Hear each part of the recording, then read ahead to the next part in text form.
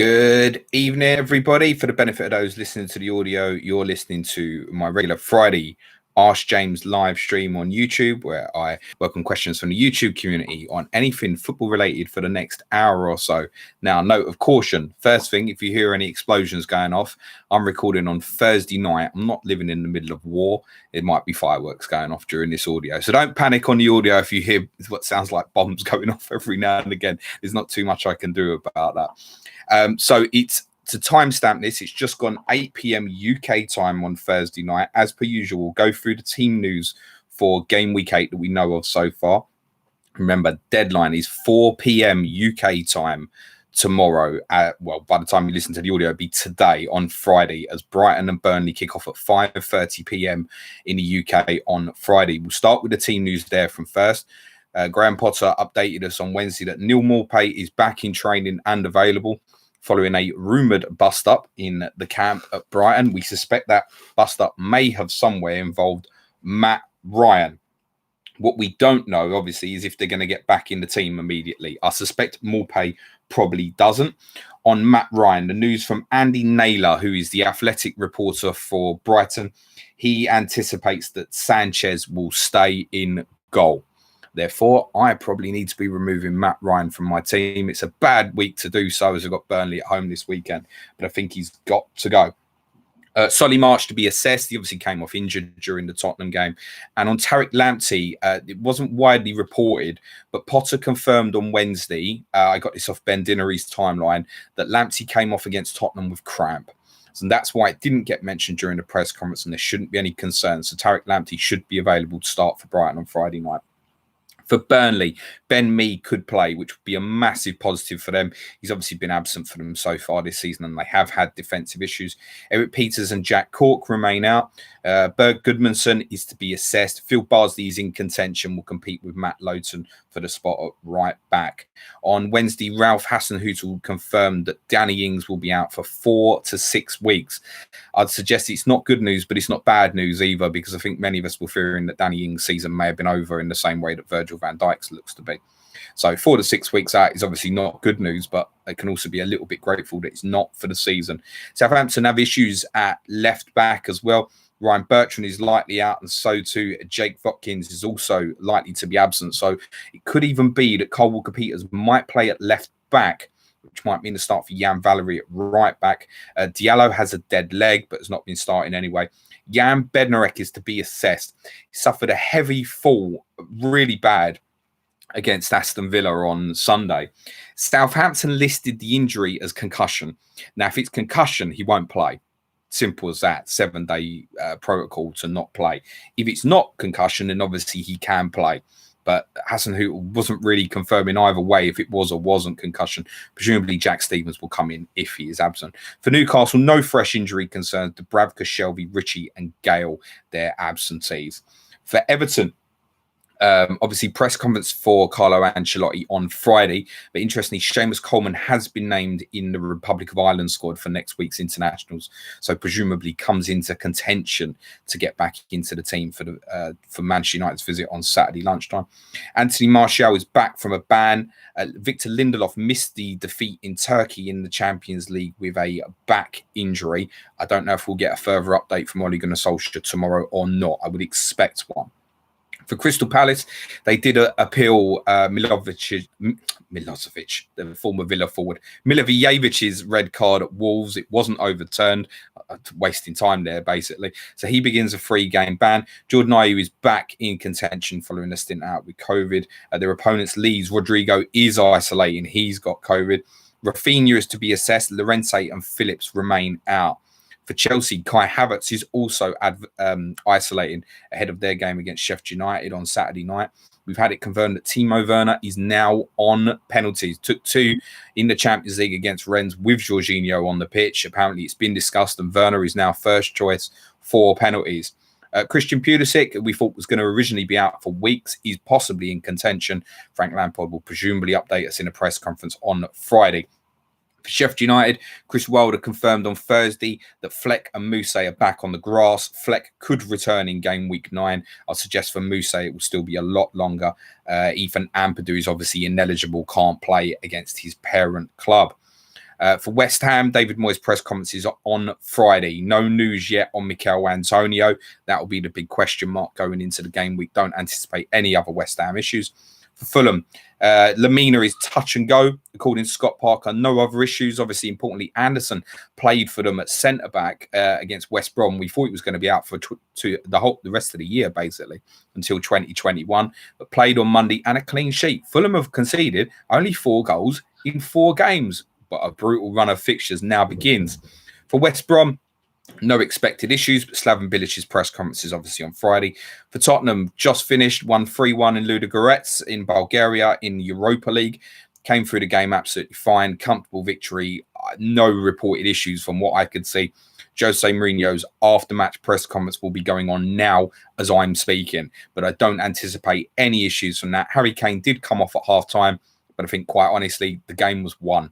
Take him off, rest him. Sonny played the last 20 minutes or so and assisted Lo Celso's 3rd goal after 17 seconds. So it should be clean bill of health for Tottenham going into that game on Sunday. For Leicester, Brendan Rodgers reported ahead of their Europa League game, which is ongoing now, that Siyuncu injury may not be as bad as first feared, and he could be in contention after the international break. Johnny Evans was not selected in that Leicester team and will be assessed ahead of the game against Wolves on Sunday. Castagne, I presume, will still be out. For Wolves, Nuno Santo's press conferences on Friday. Expect the usual from Nuno Santo at the moment is we have some small issues, which doesn't tell us anything. Interestingly, Daniel Podence was left out of the Portugal squad. I don't know if there's anything in that or not. He might just have been dropped. It may be that there's something that we don't know of and find out tomorrow. For Manchester City, obviously, Gabriel Jesus was back for the win against Olympiacos, coming on and scoring late in that game. Whether he'll be risked from the start remains to be seen, but obviously Manchester City do need a natural forward, although Ferran Torres has done okay in the last couple of games in that position. Pep Guardiola's press conferences on Friday, so too is Jurgen Klopp's. What I can tell you is Joel Matip and Naby Keita both trained on Monday ahead of the win in Atalanta. Whether they'll be fit enough to participate by the time the game comes around on Sunday, perhaps Klopp will confirm for us in his press conference. Thiago, I expect to still be out. David Luiz has been named in Arsenal's Europa League lineup tonight, so he's back fit. Dean Smith's press conference for Aston Villa is also on Friday. Bertrand Traore obviously went off very early in that game, so expect him to be absent and obviously Trezeguet to come back into the team. Not expecting any further issues from Villa, though. That's your roundup as of 8 p.m. Thursday night on Team News. Please keep a close eye on press conferences on Friday. Right, let's get into the chat. See who's in. Taz is in. Says, hi, James. Keep up the good work. Appreciate that. Wilson or Martial? If I had to buy one now, and it's money, no objects, it's Anthony Martial, isn't it? Back from the ban. I have to say, his headed goal in Turkey tonight was a brilliant goal. It was a brilliant header. A very untypical Martial goal, if you will. Callum Wilson is obviously, he's busting numbers at the moment. He's doing really well for Newcastle. It doesn't appeal for me to have a Newcastle forward. They do have Palace, West Brom and Fulham amongst their fixtures in the next 7. If you go in, you will stay in. It wouldn't be of interest to me at the moment. Get Martial in now is potential captaincy option versus West Brom in game week 9. So that's where my money would be going. I'm not interested in buying Callum Wilson personally at the moment. Adam English says, evening, pal. Solid win for us tonight. He's referring to Spurs. Job done type of win.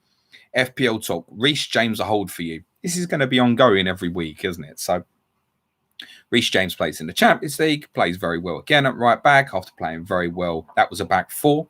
Played very well in a right wing back position on the Saturday against Burnley. And now we got no idea if he plays against Sheffield United at the weekend. But I ask you, why wouldn't he? Well, that's obvious. Cesar Azpilicueta might play that position. I suspect that Chelsea will probably match up against Sheffield United and go for a back 5 again, although Lampard has commonly only really done it in games against weaker opposition. In fact, Chelsea didn't play a back 5 at Burnley, did they? It was a back 4. Sorry, forgive me. It's just that the fullbacks got so high and Kante obviously sat in front of them. So this is going to be ongoing with Reece James. You can't be selling him before Sheffield United at home. You can't be leaving him on the bench because he's some sort of, I'm worried he's going to get left out. Switch is absolutely spot on. He's a good asset. He's got great potential. He's an amazing price. He ain't going to be this price next season. And you just got to take the rough with the smooth and accept that sometimes it's going to be 1 point. What you need when you've got someone like Reece James is better cover on your bench. That's what you need more than anything. So look, you have to keep him. You can't be selling him now. I'd be more interested in buying him than selling him personally. So keep, play him. It'll be what it'll be. Perez Pens in late night. Ask James. Fantastic. Philip Jaloff. Sorry if I mispronounced that, Philip. This is great. Way better than versus Plovdiv. Way bloody better than against Royal Antwerp last week. Sorry. Yeah, that was much better from Spurs. Really good tonight, actually, considering the circumstance. Poor opposition. Let's just be brutally honest about it. Very routine. But you could tell early in the game that Spurs were going to go out and press the ball and attack. I mean, Kane scored the opener and it should have been his third goal of the night. He'd already hit the post and missed inexplicably one-on-one from about 6 yards after a lovely move. So, yeah, good from Spurs. Full control. It was, to be honest, it was cleaner and more dominant than the final score of 3-1 would suggest. So, yeah, pleased. These games, you're on hiding to nothing. We go down with 5-0. No one blinks and says nothing. It's kind of why I didn't overreact to the defeat last week. These games are so hard psychologically. It's just get out the group, try and come through the games unscathed with no injuries, and then just move on. And then the knockouts come round and you try and win it if you're in a good position to do so. Angus McPhail says, evening, James. Thoughts at the moment on what to do with Pulisic. So I'm going to be in a very different position to most people. So I've bought Jack Grealish for Mateus Pereira. Had to make that move on Tuesday night before Grealish went up in price in case I wanted to buy a 5 million goalkeeper, which I now can do. So it looks like, as I suspected, I'm probably going to have to take a -4 to replace Matt Ryan. It's not ideal. It's not going to benefit me probably this weekend, but it probably is going to. If Matt Ryan doesn't get back in the team, it's a move I need to be getting on with. So that now brings in the likes of Gaeta and Fabianski into the pool of players that I can choose from. Fabianski was my original thought. Having looked at it more, although it's not the best choice for this weekend, I probably will join the Martinez crowd because Villa have a lovely run of fixtures from game week 9 to 15. And then that's the last chance to wild card is afterwards when they walk into more difficult games. They have Chelsea and Tottenham game week 16, 17. This is actually, Martinez is perfect and he's cheaper than these guys. I'm annoyed by it because I feel like, I'd lost the value when everybody else was jumping on. But it is what it is. I think he's probably the best choice for me. So I'm probably going to -4 to go Martinez. Now, I've got Pulisic as well. So to remove Pulisic when I don't know if he's going to play or not play, a bit of a mare, and it would cost me a -8, and I'd have nothing value-wise to be able to go up. I would have to go down. So whereas this time last week I was debating Pulisic or Rashford, I couldn't go to Rashford now, for example. So for me, obviously, I've held Souček for all this time with the intention to get him into the team this week. My intentions a week ago would have been sell Raul Jimenez cheap, and work Souček into the team for this week, then move the money afterwards. That was what I was thinking. But I couldn't be looking at Pereira and Grealish as a simple, straightforward transfer and just not do it anymore. Pereira to be getting hooked inside an hour away to Fulham, it's nothing for me. If he'd stayed, I'd have left him on the bench. Removing him now means I can leave Pulisic on the bench. It's not ideal, but it's probably what I'm going to do. My instinct will be that he probably doesn't start. I just think, look, he's had injury issues over time. I think he'll probably be on the bench if he's fit. Why risk him? Why risk him for what's going to be a physical battle against Sheffield United? You know that. They come and bring it at their best. They bring a high energy game. So why put him in and risk him? Admittedly, obviously, Havertz having the COVID makes you think, but they've got enough players. It could be that Abraham plays through the middle again. Werner plays left. You've got Mount and several others can play in the central position. Ziyech's obviously back fit. I'm not sure what Hudson-Odoi's status is at the moment. So they've got players that can play without having to force Pulisic into the team. Put it this way, for me, it's better to walk into game week 9 and have Pulisic in my squad than Pereira. And although I would never recommend leaving that sort of money on the bench, for me, it would be the -8 to remove him. I don't think it's worth it. That's where I'm at the moment, unless I hear, if Lampard in his press conference says tomorrow, he's had a setback, he's going to be out for a month, I will take a -8 and I will remove him as well for something else. I think for the majority of you, it's probably remove. My circumstance dictates that I'm going to hold. But for the majority who've got Pulisic, and it's obviously not a majority, it's a minority, I think it's a sell. It's a sell if you can, particularly if you can get up and get ready to, as shit as they've been the last week. A Rashford, for example, ahead of the West Brom fixture in game week 9, when he, if he performs well against Everton, you're going to be thinking, captaincy potential might be the right play. There are sideways steps you can take with Chelsea. Obviously, Havertz is now not one, but perhaps Ziyech is interesting, definitely. Mason Mount, another. If you haven't got Jack Grealish, you can come down to Jack Grealish. For a lot of these guys, this doesn't feel like a great week. I mean, to be honest, if you get up to Heung-min Son for 1 week, if you haven't got him, I'd actually do it and then move him on again. I think, to be honest, that would be worthwhile as a 1-free transfer. Jared Bowen, West Ham got a couple of good fixtures if you want to come down in price. So there's loads of options. For me, it's not going to be worth another hit. For the majority of you, it's probably better to move on. The Newcastle fixture obviously appeals in game week 9. Then it's a more difficult run for Chelsea. They avoid Liverpool and City for quite a while, but they've got difficult fixtures. Tottenham, Leeds, Everton, Wolves, West Ham, Arsenal, Villa, Leicester. Villa's remaining fixtures after the Newcastle game in 2020. That's quite tough. There's not many you'd cast in there as green. I mean, on paper, from what's left, the easiest on paper is possibly West Ham at home, and they're doing well. Wolves away, Leeds at home. These games aren't easy. So it's also why, probably to preempt you some further questions that I'm probably going to get on my deadline stream on Friday afternoon, and what might even be in a chat. People saying about buying Chelsea now. Yeah, it's okay to buy like a Werner now, but it's either now or never, I think. Just go. If you want Reece James, if you want Werner, etc., go.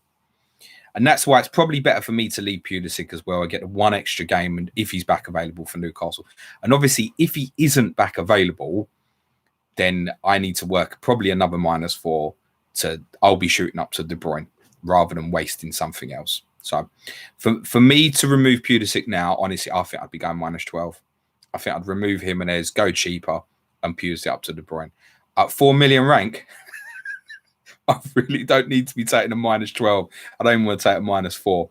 And I know I'm going to have to take a -4 again, probably in game week 8 or game week 9. So hope that sums it up. It's going to be personal circumstance. Rob picks his evening, mate. 2 free transfers and no real fires to put out at this point. It's good for you, my friend. But if we own Pulisic and there's no more news, is that the one to dump? Yeah, Grealish as long-term play. Ziyech as a 1-week attack.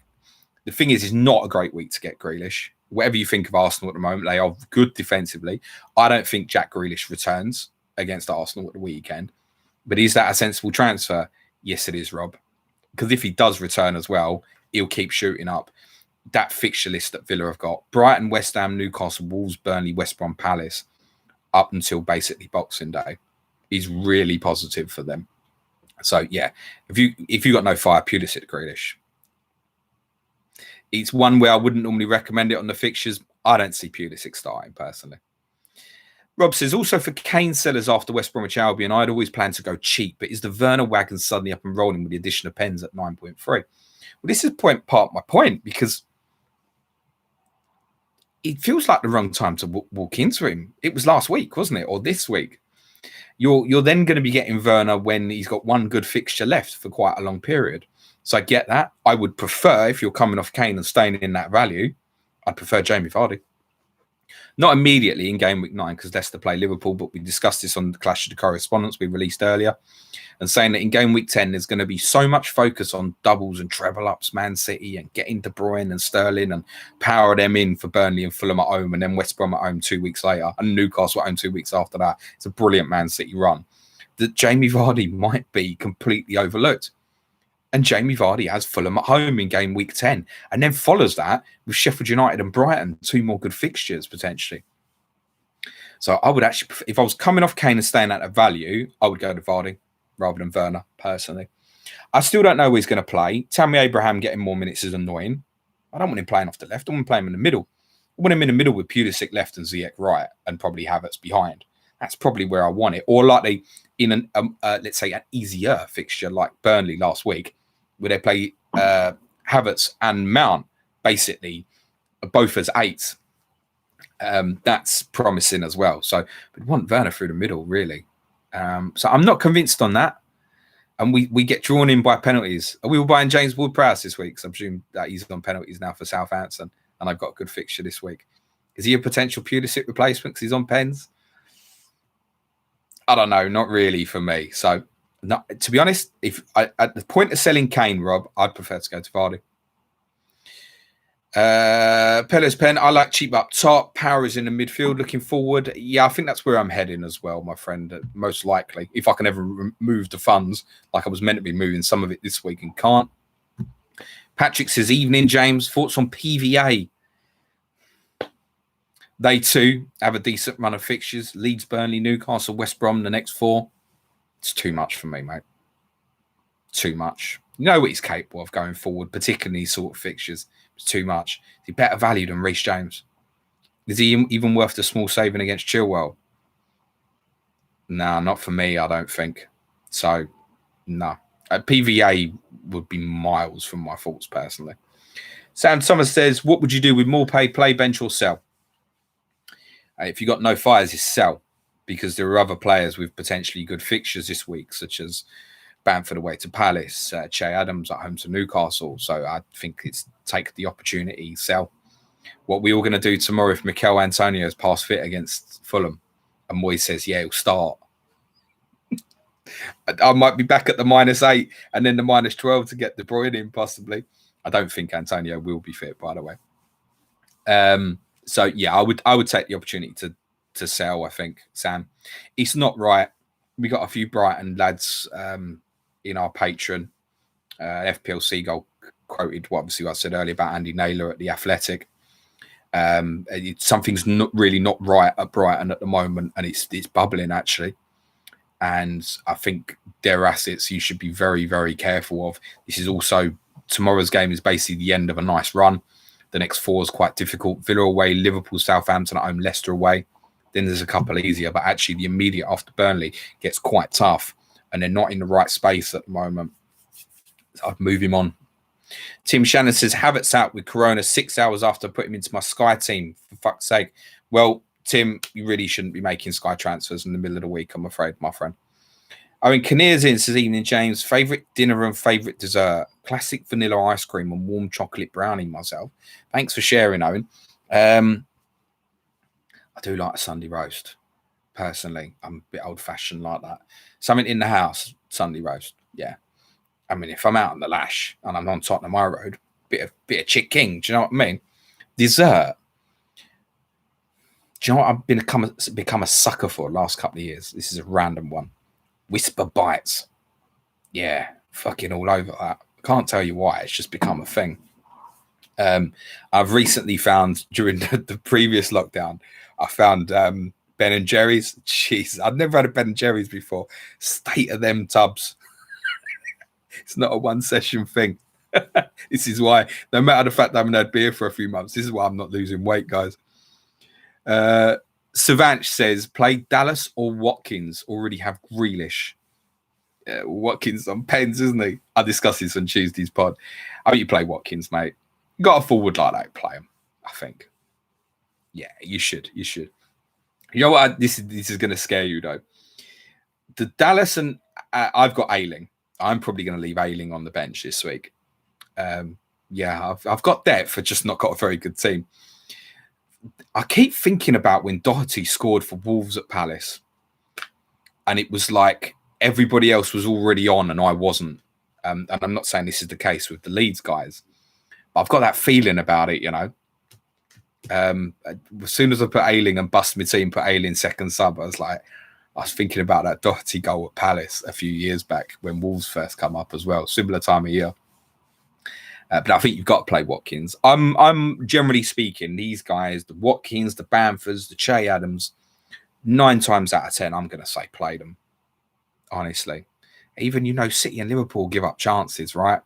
So, as one I was having a lot was, Mitrovic not doing it.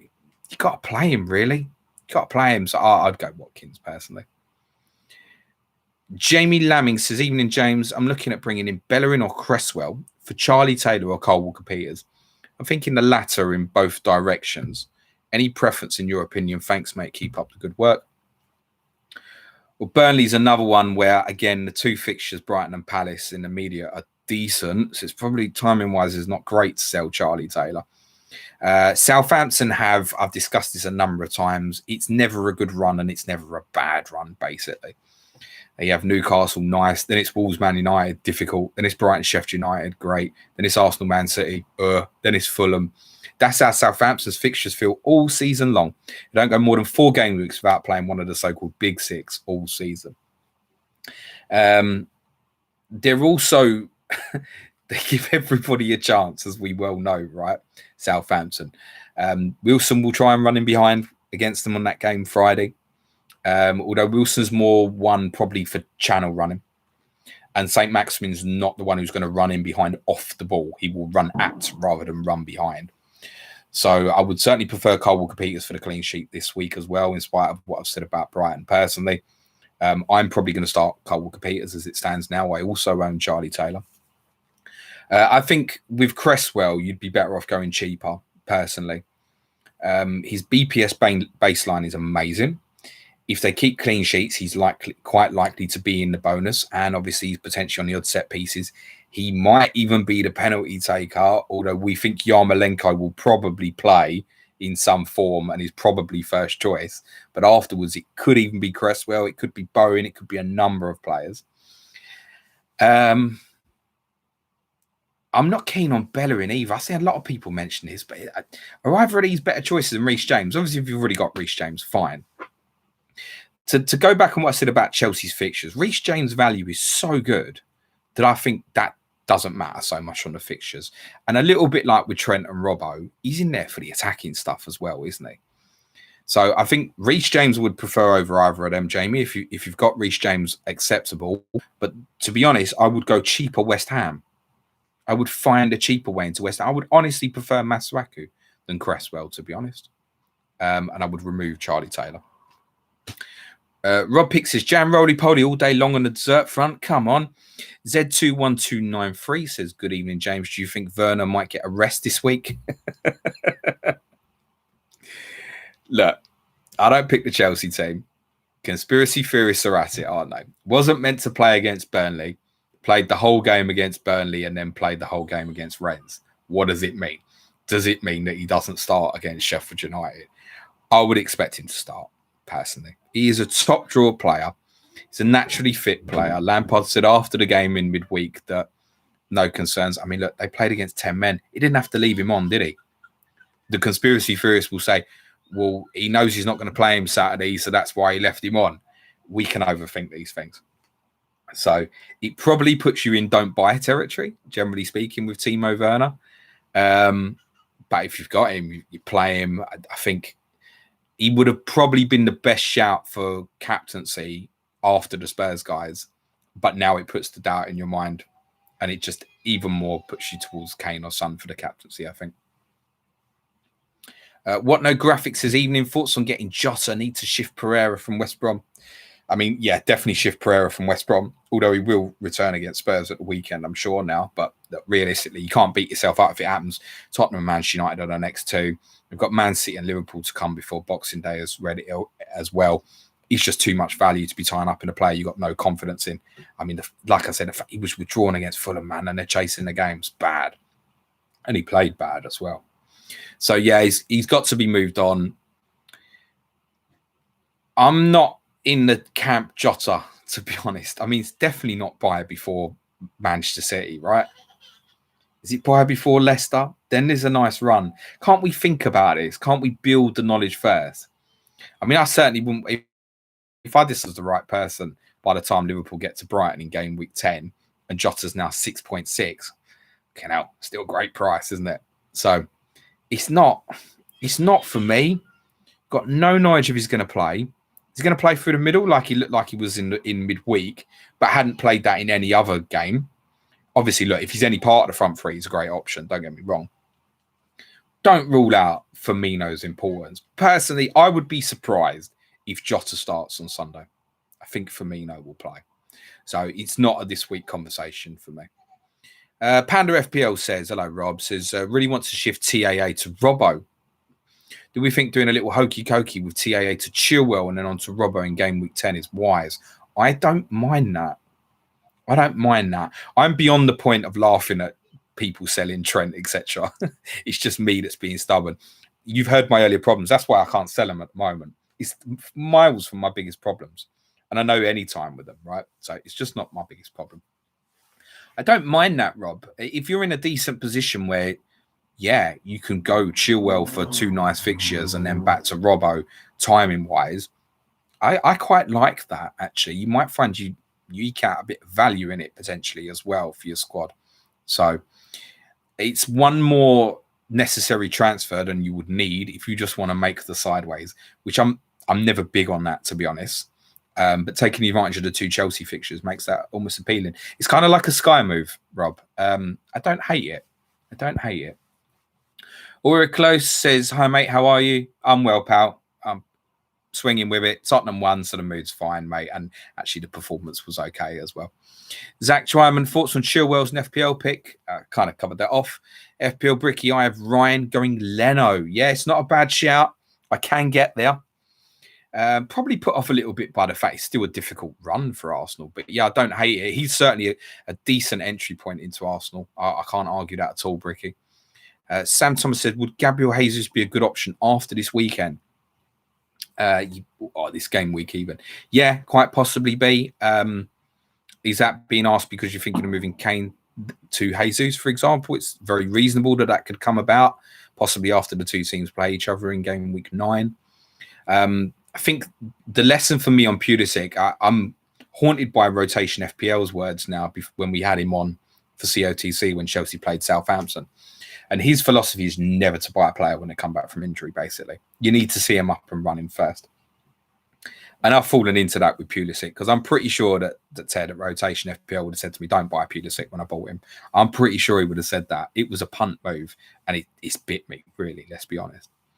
So I'm probably going to be burnt by that now and always be someone who wants to see a player get back fit first. I wouldn't expect him to start against Liverpool. I know you're not thinking about the transfer this week. Look, of course, once Burnley, Fulham, West Brom comes around and it looks great. Guess what I read today? Aguero could be back after the international break. And we're back in a circle. So I think the answer is no on Jesus generally. Tom Campbell's in. Hello, my friends. This evening, pal. Got a random one for you. I like randoms, mate. Would you be able to do a Patreon pod one day about Gareth Bale's career, please? I think it would be fascinating. Also, LOL at Suj, spoiler, the Ginola answer. So our Patreon pod today was a quiz on Thursday for those listening to the audio. Basically, I read a statement and each one was basically a statement for a player who's been a teammate of Gareth Bale's in his career, be it Southampton, Tottenham, Real Madrid or Wales. And Suj answered one of them for David Ginola, and it's one of the best bits of Planet FPL content ever, I think. I did, Tom, you're not an advanced here, but I wrote 2 long articles on Gareth Bale before the West Ham game. So really did punch it into weight, into stuff there. Maybe I could do it as a transcript and just read it and record it, maybe. I don't know. Possibly. Just on Bale, looking better every game. Played another hour tonight. I don't expect him to start on Sunday. Definitely don't buy. I'm exactly where I was last week. There's more chance of him starting this week than there was last week because of the opposition as well. But I think he'd be sub again, personally. But he's getting there. You can tell fitness-wise, defensively putting the work in now. He's getting there. He's building up the fitness. He really is playing as part of a team member than some have been speculating, he's going to be kind of a one-man show now. I don't think he can be when you've got Kane and Son inside you. So he's getting there. If you've still got him, you probably hold now if you've held this long, but you're in no buy zone. I don't doubt, Tom, that Gareth Bale and podcasts will be ongoing as this season goes on in some form, my friend. Ian Walsh says, evening, James. With City getting back attacking options in the coming weeks, should we be looking to move on Foden for options like Jota, Zaha, and so on? Cheers. So Foden, you were Foden to Jota. You're going from one rotation problem to another, potentially. Zaha, I'm just not keen on. They have a brilliant little run of fixtures. Don't get me wrong. It's a personal one. It's bit me. I tell you what, Zaha through the middle, great. Zaha, where he played against Wolves, bad. And because of Leeds, I think he'll end up in a wide position, actually. So it doesn't appeal this week personally either. So, no, I've got Foden. It's just another one down the list of my problems. But I think he's just going to sit there for me while I get through that brilliant run of fixtures they've got between game weeks 10 to 15. And a couple of weeks he's going to frustrate. It's going to be 1-pointers. And a couple of weeks he might hit a 10 or 11 for me or something. So I'm just going to take that and look at an overall average with him, generally speaking. And the average at the moment is 13 points from his last 3 games. It's not bad at his value. It's not bad at all. So you're looking at 4 1/3 points per game. It's not bad at his value. So I'm okay with that. My instinct, by the way, is that he plays false 9 against Liverpool. That doesn't make him a great option, by the way. It's just how I think City will set up on Sunday. I think Foden will play as the false 9. Ian Walsh says, evening, James. That's the one I've just done. Panda FPL says, Rob, have you had Harry Redknapp's jam? Roly poly. Pushcar says, evening, James. It's 1:40 a.m. in India. What a time to catch you. Can you tell me the best defensive option under 5.5 million to you? I think it's Reece James. Coolio, thanks for sending me $5. I really appreciate that. But I've never turned money on. So I don't know how you've done that. But I appreciate you put a little $5 into the chat, mate. Thanks, mate. I kind of feel bad because I always turn that off. I've not left that on intentionally, so you can all pay me money. I mean, if you want to, like, crack on. But that's what Patreon's for, really. Another Hoop says, evening, mate. I didn't realise you were streaming tonight. Start Lamptey v Burnley or Ayling v Palace. Lamptey. I think it's not an easy one, I must say. But probably Lamptey because of Burnley offensively at the moment. Alex says, half the team on fire. Which to deal with first? Ryan, Saiss, Pulisic, James, Maupay. Yes, all these players are in my squad and managed to have a worse game week than you. Nice one, Alex. Thanks for keeping me company. So, Pulisic and Rodriguez. Rodriguez, I anticipate will probably come back in for Everton. We'll obviously find out from Ancelotti tomorrow, but I think they'll be desperate for him to play, personally.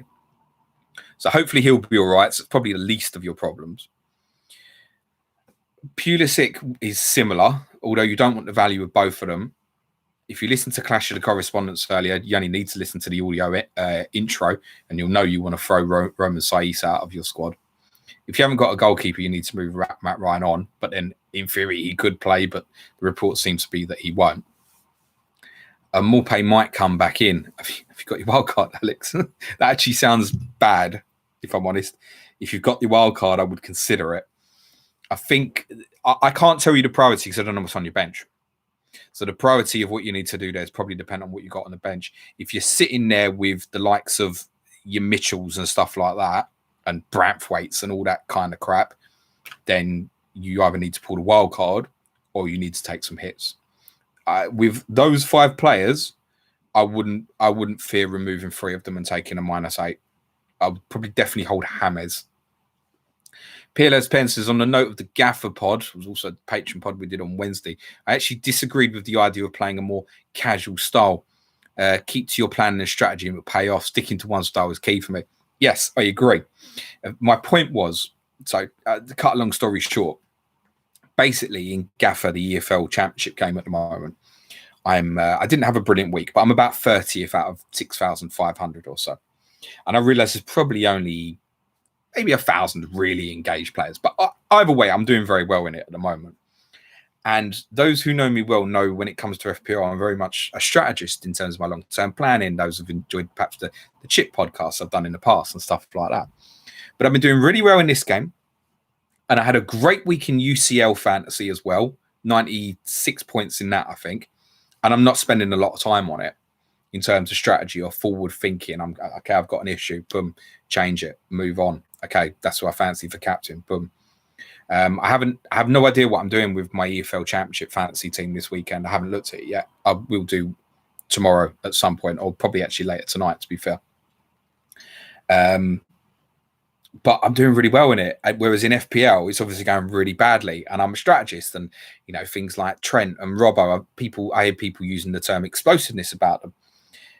And I've used that term, but actually on reflection, I'm not sure if they are explosive. Maybe they're just bloody consistent.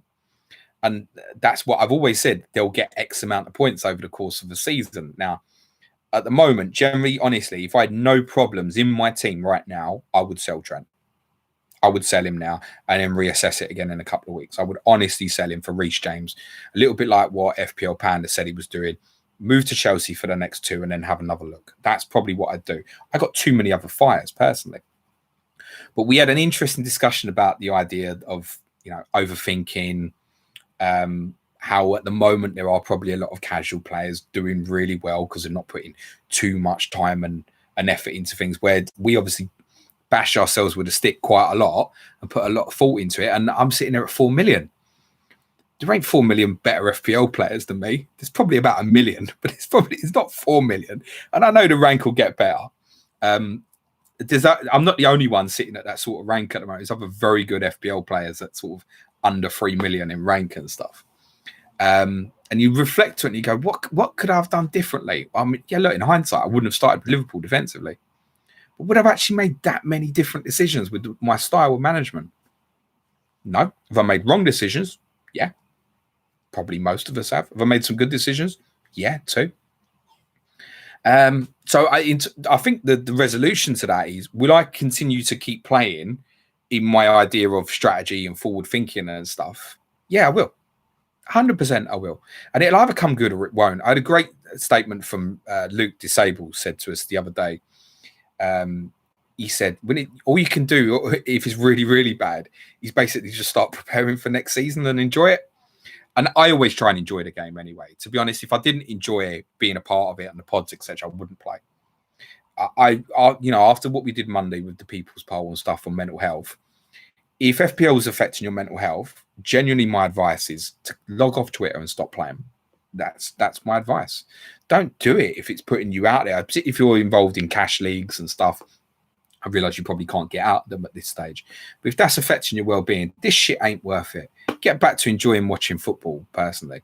And that's always what I try and do every week. And I look at things tactically and from a strategy perspective to try and help the pod. That's always my priority. My FPL rank will be what it will be. 1N1GO, best Ings replacement, able to get to anyone, although leaning towards downgrading. If you can get to anyone, mate, and you can stick that armband on Harry Kane on Sunday, I think you should do so. I'm going to guess you're probably already there. Werner for the next 2 games is nice. It comes with risk. I think downgrade, though. I agree. I think for me right now, had I been moving Jimenez, it would be a very close call between Che Adams and Ollie Watkins. That's where I'd be at. I'm not overly thrilled with Watkins, actually, but I love that fixture run. And I know that probably Jack Grealish is going to shield for me. He's not going to actually do a lot for me because there's going to be a lot of people with Villa double-ups, etc. during this great run of fixtures they have. So that tempts me to get an advantage with Watkins. I would have definitely said Che Adams this time last week because, A, you're walking into the fixture at the right time. And if you don't like it, you can move it again. But I don't know how that's going to react now with Ings' injury. In terms of, I've discussed this on 2 pods already this week. Does he now think he's the man? Or does he think, shit, I've got the responsibility and feels the pressure? And there's no way of knowing which way that'll go.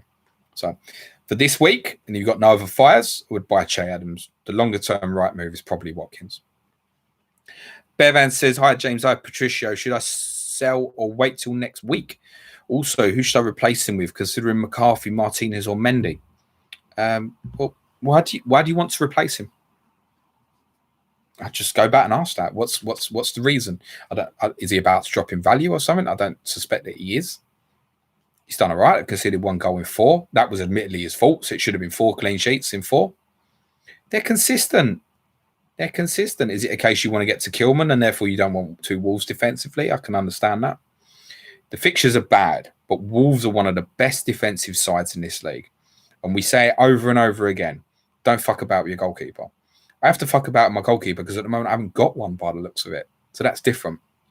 I think if you've got a good goalkeeper, unless you've got a very clear plan of what you want to do, genuinely, keep him. The best short-term option is Mendy. Definitely. Longer term, up to Christmas, is probably Martinez. Or Recluse says, thinking of doing Soufal and Martinez in, Ryan and Trent out. I'm going to use the funds for Bruno in game week 9 and rest for KDB week after. Until, my friend, injuries and COVID and all that shit happens, which is why long-term planners like me are probably up the shitter. G Shep third. Hi, James. I bought Jota, even though I know he probably won't start and Liverpool's fixtures aren't great. Thoughts on Jota? I've covered it, so I won't repeat again, my friend. Philip, I'd definitely get asked it on my stream on Friday afternoon as well at 3 o'clock. No doubt about it. Philip says, Wilson loves a brace at St. Mary's. Only the one last year, I think. Didn't he? I remember he scored in the last minute. And if you think Wilson scored twice, Harry Wilson and Callum Wilson scored. I don't think Callum Wilson scored twice, but I remember he scored in injury time. And his XG was like 0.80 or something. And let me tell you, his XG was 1 because he had an open goal. And we had a bit of a debate about the value of XG afterwards because it literally walked the ball in from the edge of the penalty area. How can that not be 1 as an XG or at least 0.99? I didn't understand. That's why you should always be a little bit careful in terms of understanding what's behind XG, i.e. number of penalties someone's got, etc., etc. That's why non-PXG is a decent stat that if you're looking at XG, you should look at that as well. Callum Wilson could score at Southampton on Friday night. Absolutely, of course he could. Pushcars says, all the best for the weekend, not for your team, but for the upcoming Kane versus Son captaincy questions. Hope you come back alive after answering millions of those. It'll be very simple. I'll be Harry Kane. I think Sonny's the second best choice. Harry's played 45 minutes tonight. Sonny's played about 25 minutes. There's no concerns from that perspective. I'll be going Harry. And quite simply, I will be going for Harry because if you said to me right now, one of those two players will get a hat-trick this weekend, I would fancy it would be Harry Kane. And that's why. I know that if they both score once, Sonny will probably outscore him. I know if it becomes multiple goals, that Harry Kane will probably outscore Son. That's my opinion for this particular game week. It's been my opinion for most of the game weeks recently that have gone. So that's the way that I'll be going. I am ranked 4 million in the world. If you prefer Heung-min Son, please do pick Heung-min Son. Gary Mantle says 2-week punt. Rashford versus Everton and West Brom, or Aubameyang versus Villa and Leeds. Aubameyang just doesn't look like an option at the moment. I have to say, with slight doubts on Werner playing, Aubameyang after Kane and Son is probably the best choice for a captaincy this game week.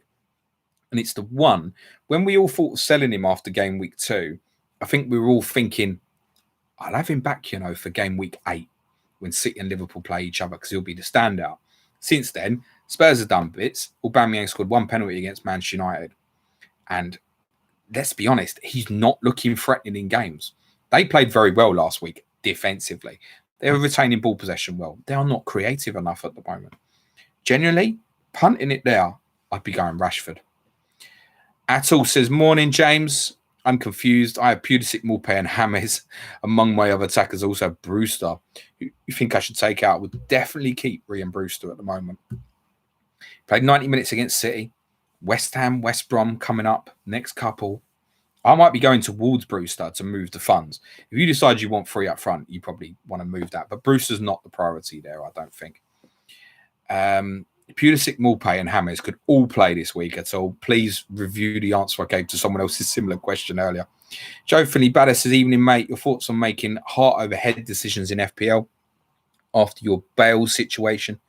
I really want my favourite player, Ziyech, in for Pulisic. Would love an unbiased view. Get him. If you're going to do it now. That's it. I think he also falls into the category of not long return from injury. But obviously, look, he got a return from Burnley, although don't know what Nick Pope's doing there, to be honest. So he's not on my radar, personally. But if he's on yours, you'll know, Joe, better than me what the capabilities of the player is. I'm sure you've seen him play more for the national team and for Ajax. So if you know more, you've got that confidence in him, pull the trigger. It's okay, mate. I don't regret buying Gareth Bale, genuinely. I should have, in hindsight, because of what I've just said about the injuries, probably not done it because I hadn't even seen him at all. But the upside was potentially massive if I was right. It didn't work out. But if I'd been right and he played against West Ham and played all these 4 games, I would have been beating everybody here with those 3. So it was worth the risk. It didn't work out. We move on. A little bit different this one for you, Joe, but if you've got the confidence in the player, go for it, mate. FPL Glasto says, wasn't expecting that, thinking KDB for Ings rather than Salah back, bit earlier than planned, but KDB over Salah. Yes, if I was buying one now, I would buy KDB over Salah personally. Perlo's Pen, do you think Sky Fantasy Football was easier than FPL? From a first-time Sky player, I think it might be. Yes, it is. It's easier for me anyway because the planning is such an important aspect of it, and as I've already related to, that's a big part of my FPL management. And you can switch off from it. It's one of the best things about Sky. You can generally switch off for it. There is no point ever making a transfer in a midweek for Sky unless there's midweek games. The player's not going to move in price. Why not wait till you've got all the information? It just doesn't make sense to go early. So you can completely switch off from the game as well. There's no price change. You don't have to worry about it. So you can take, I bought Grealish on Tuesday. I didn't really want to fucking be doing that. But I did it because I knew that if I went to a 5 million keeper and then I decided today I wanted to go Pereira to Grealish, I couldn't do it. Now, admittedly, I probably decided I'm going Martinez. It wouldn't have made any difference. And I probably should have waited. Admittedly, I've got Grealish's price rise and I've saved for any fall. I don't know if Pereira's had a fall or not, but it's coming one way or the other. So you don't have to worry about that sort of thing in Sky. And you really can just black it out, not worry about what the markets are doing or form or midweek games in the Champions League and all that, and just look and detail and plan ahead. So for me, it's easier. For a lot of other people, it might not be. But I think, yes, plus there's obviously the competitive nature of FPL. It's getting harder and harder every single year, quite simply because there are more content creators out there and there are more very good content creators out there.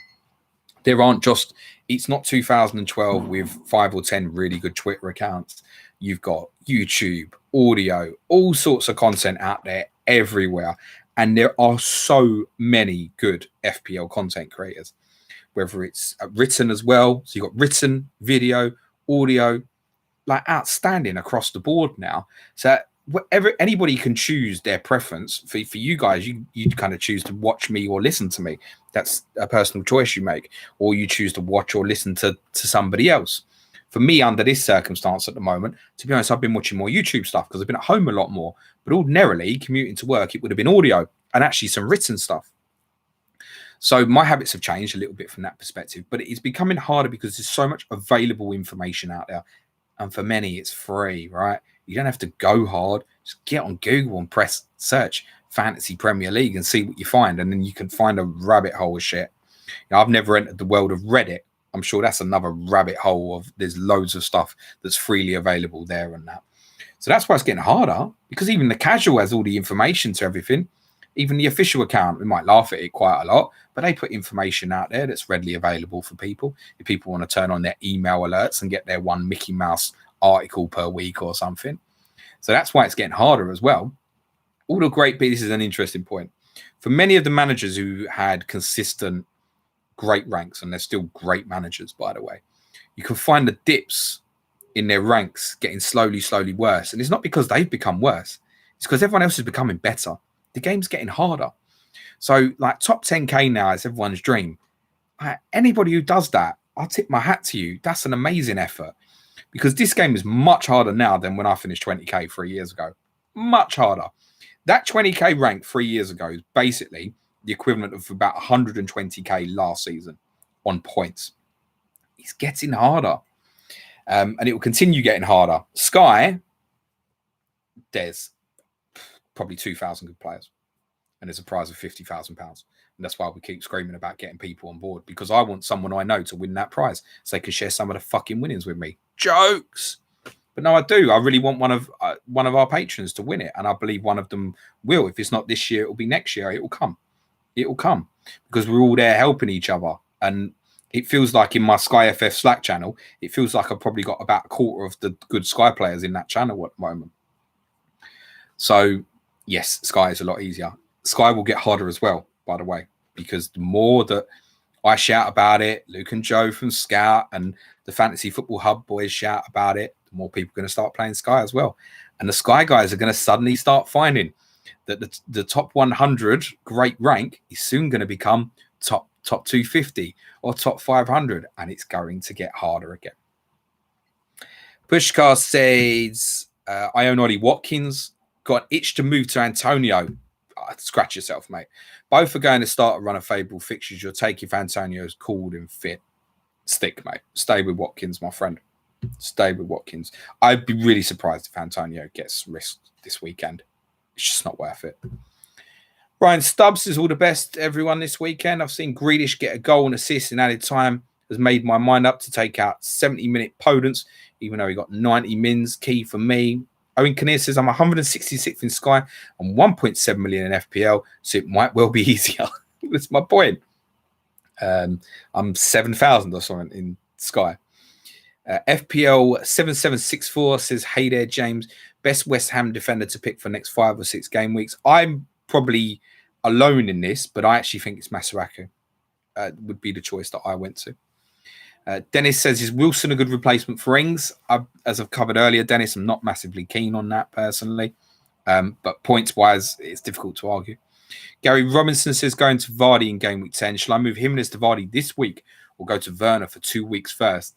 If you're in that blessed position, Gary, I'd probably take a chance on Timo Werner, personally. Yeah. 1N, 1 go. Evening, James. Best things replacement. I think I've covered that for you, my friend. Danny Burns says, hi, James. Would you just play Pulisic this weekend, not rush to sell? I've got Brewster and or Kilman to come off the bench. I'd ideally like to bank the transfer going into spray if possible. Then go with the ideal there, Danny. Yeah. You got good players like Kilman or Brewster to come off the bench. It's fine. Mine's difficult where actually, who would I be leaving out the team for him? With Souček available this week. So I've got like Souček, Foden, Heung-min Son. Am I leaving any of these guys out? Who else have I got in there who's half decent? I can't remember, but someone else half decent. Kane, it's obviously not getting left out. Jimenez, Calvert-Lewin. I'm not leaving these guys out, am I? Who's my other midfielder? That's like really annoyed me now. Shit. I just had a good... Oh, I've got Grealish in, haven't I? So I'm not leaving any of these guys out this week. So actually, for my team this week, the fact that he's got a doubt and injury means it's an easy sub for me. Nobody else should really be in that circumstance. It's just as I said earlier in the stream, it would be a -8 for me. If Pulisic was fit, I'd be leaving Souček this week on the bench, and I would hate it. I would hate it because the plan would always have been to play him this game week. So that's part why the idea this week was to go Jimenez, maybe even all the way down to Brewster, play Souček, shove the funds next week, and then the best laid plan, boom, went, done, finished. Nerd said, is Robertson to Soufal and Pulisic to KDB a good move? 2 phrases. That doesn't sound bad at all, Nerd. Anything that gets you KDB is generally going to get a thumbs up from me, mate. Just know that Robertson is consistent. Jonathan Aves, just cover a couple more here, guys. We've been going nearly an hour or so. Jonathan Aves says, hey, James, no question, but just wanted to say I really enjoyed the content. Thank you and Tactical Insight. Well done for the mental health episode this week. Keep it up, mate. That feels like a really good place to finish, but I'm going to get 2 more in. Yeah, please do have a listen to that Monday. The message from Monday was very much speak up. There's a lot of people out there. We can all identify with the people who have issues, loss of work or lost a partner or deaths in the family, heaven forbid, but whatever. The people, they're the clear problems and we know and we can help. The scary ones are when, and we didn't go into detail with this because me and Suj haven't been there, so we can't really define it. The scary ones are when people don't feel right and they don't know what's wrong. And that's the ones that we really encourage to say, my DMs are open, email me, James at Planet FPL, and I'm happy to listen. I might not have the answers, but it might be that just actually speaking to someone who you feel is talking to you now might help you. And that's why my DMs are open. It's genuinely, I say it all the time, it's not for someone to drop a screenshot in my DM and go faults. Because I don't have any faults. I don't really care. If you ask me a direct question, I'll give you an answer. I'll give you my opinion. But I don't have faults. I don't really have time for that. I'd rather spend my time at the moment offering people my assistance, if I can, in any way from my experiences, which aren't great, by the way. But it's more the case that I think it might be friendly voice or friendly face that feels like it can help you. That's all. I don't have any magic fixes or anything. But it's encouraging people, whether you speak to me or speak to someone else, to speak out and say, I don't know why something doesn't feel right, and to start beginning to accept that that's okay. It's okay to feel like that. mental health is a big thing, and this shit FPL can affect it, right? And that's why, as I advised earlier, I think if it's affecting you really badly, best advice I can give you: stop playing, stop watching me, stop listening to me, stop listening to others, stop playing, take a break. There's nothing wrong with that. Gary Shepherd says, make sure you like the stream, everyone. Thanks, Gary. And I'll finish with Savanch. Son or Salah or Mane to De Bruyne, no Kane next week. The first move restricts me to a Bamford, while the others allow me to go up to a Werner. So it's for next week, Savanch. I only have one thing left to say to you then. Enjoy the football this weekend. And think about it next Monday, because shit's going to go down in the international break, I'm sure. Whether it's COVID, injuries, whatever, don't overthink it. Sounds like you're rolling a transfer. Enjoy the football this weekend. Right, thanks, guys. Sorry I couldn't get, obviously, off to all of you. The more I do these, the less chance I'm going to get through all the questions. I will, if you're in early enough, tomorrow, 3 p.m. UK time, it will be fast-paced. It will be very FPL. I will get through as many of the comments as I can. I muted a lot of time wasters last week who were kind of holding things up by asking the same question. So hopefully that won't be happening anymore. I'm sure it will. We'll just have to mute more people constantly. But yeah, by all means as well, if you're in the chat, you want to send me a message now, feel free. Happy to help. Send me a DM. Just don't send me a screenshot that says false. For those listening on the audio, Patreon pods next week will be Monday will be Q&A. Tuesday will be Tottenham. Wednesday, I haven't decided yet. Thursday will be a quiz. I haven't decided yet. Friday, we'll do something, probably statistically, actually, as there's no games to preview. We might look at some numbers for you. Main pods, Monday will be main pod next week. Tuesday will be People's Poll. Wednesday, Sky. Thursday, what do we normally do on a Thursday? Clash of the Correspondents, Leeds v Arsenal. Got two great Clash of the Correspondents during this international break. Leeds v Arsenal next Thursday, FPL Tactician and 350. And the following Thursday before Game Week 9, Ricky Saunders, FPL Pringle, Tottenham v Man City with the big fixture swing. And I know a lot of people were going to be asking Johnny's opinions. We're getting him on before Game Week 9 as well. And then I'll go back to streaming for you next Friday. No deadline stream next week. Have a break. But please join me at 3 p.m. Thanks very much. Have a nice evening. Stay safe, everyone. It's a shit time. My DMs are open. For the benefit of those listening to the audio, cue music, please, man. Shut.